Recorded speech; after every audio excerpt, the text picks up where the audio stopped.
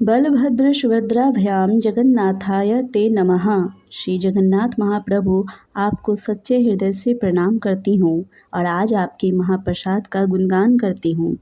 आज मैं पुरी के जगन्नाथ मंदिर के विश्व के विशाल रसोई घर में बनने वाले महाप्रसाद, जो भाप से पकाया हुआ होता है, जो करीब 500 रसोइयों और 300 सहयोगियों के द्वारा बनाए जाते हैं। महाप्रसाद कैसे बनाया जाता है, इसके बारे में मैंने अपने चैनल पर पहले से ही वीडियो डाली हुई है, जरूर देखें। लेकिन आज हम जानेंगे कि यह महाप्रसाद कैसे इस संसार में आया। तो सुनते हैं जगन्नाथ प्रभु के महाप्रसाद की कथा। महाप्रसाद के संबंध में चैतन्य मंगल में एक कथा आती है। एक दिन की बात है, जब नारद मुनि कैलाश पर्वत पर शिव जी के दर्शन करने के लिए पहुंचे और जब शिव जी के दर्शन हुए तब उन्होंने श्री कृष्ण एवं उद्धव जी के बीच जो बातचीत हुई थी उस वार्तालाप का वर्णन भोले के समक्ष किया। इस प्रसंग में उद्धव जी भगवान के महाप्रसाद की महिमा का गान कर रहे हैं। हे भगवान, आपकी महाप्रसादी माला, सुगंधित तेल, वस्त्रों और आभूषणों और आपके भोग को स्वीकार करने से आपके भक्त महाशक्ति पर विजय प्राप्त कर लेते हैं। नारद मुनि कहते हैं, हे प्रभु, उद्धव जी के मुख से महाप्रसाद का ये गुणगान सुनकर मेरे हृदय में भगवान विष्णु का महाप्रसाद चखने की तीव्र लालसा उत्पन्न हुई और मैं बैकुंठ गया और पूर्ण भक्ति भाव से माता लक्ष्मी की सेवा करने लगा। 12 साल तक सेवा करने के पश्चात एक दिन माता लक्ष्मी ने मुझसे कहा, नारद, मैं तुम्हारी सेवा से अत्यंत प्रसन्न हूँ, इसलिए आज तुम मनचाहा वर मांग लो। यह सुनकर नारद जी बड़ी ही विनम्रता से कहते हैं, हे माता, अनंत काल से मेरे मन में एक बात है।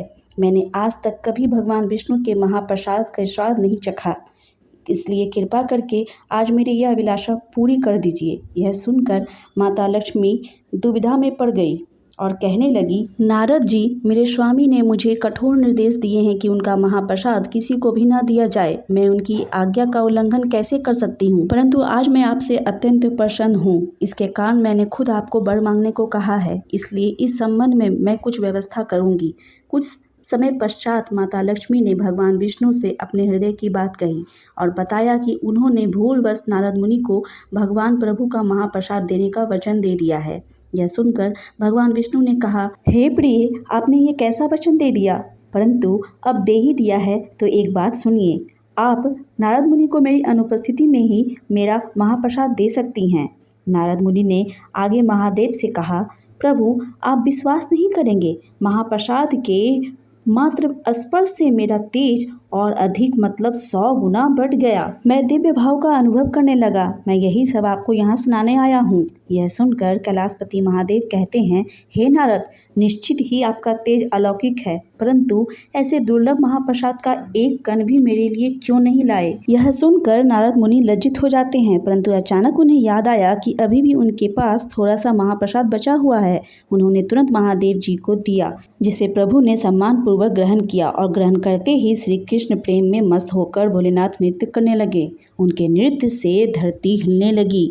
तब धरती माता भयभीत होकर माता पार्वती से महादेव को शांत करने का निवेदन करती है। बड़ी ही मुश्किल से माता ने शिव जी को शांत किया और फिर उनसे इस उन्मत्त सा नृत्य करने का कारण पूछा तो शिव जी ने इसका कारण बता दिया। यह सुनकर माता पार्वती रुष्ट होकर बोली, स्वामी, महाप्रसाद मुझे भी देना चाहिए था। क्या आप नहीं जानते कि मेरा नाम वैष्णवी है और आज मैं प्रतिज्ञा लेती हूँ कि यदि भगवान विष्णु मुझ पर अपनी करुणा दिखाएंगे तो ही मैं प्रयास करूंगी कि उनका महाप्रसाद ब्रह्मांड के प्रत्येक व्यक्ति, देवता और यहाँ तक कि सभी प्राणियों को भी प्राप्त होगा। तभी आश्चर्यजनक रूप से उसी क्षण श्री हरि माता पार्वती के वचन की रक्षा हेतु वहाँ प्रकट हुए और बोले, हे देवी पार्वती, मैं आपको वचन देता हूँ कि मैं स्वयं आपकी प्रतिज्ञा पूर्ण करूँगा और पुरुषोत्तम क्षेत्र जगन्नाथपुरी में प्रकट होऊंगा और ब्रह्मांड में प्रत्येक जीव को अपना महाप्रसाद प्रदान करूँगा।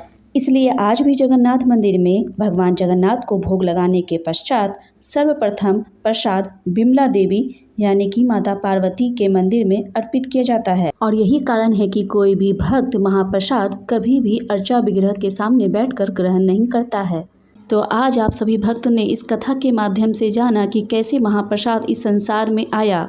तो आइए इस वीडियो को सभी के साथ शेयर करें और कमेंट्स में लिखें, जय महाप्रसाद की, जय प्रभु जगन्नाथ की।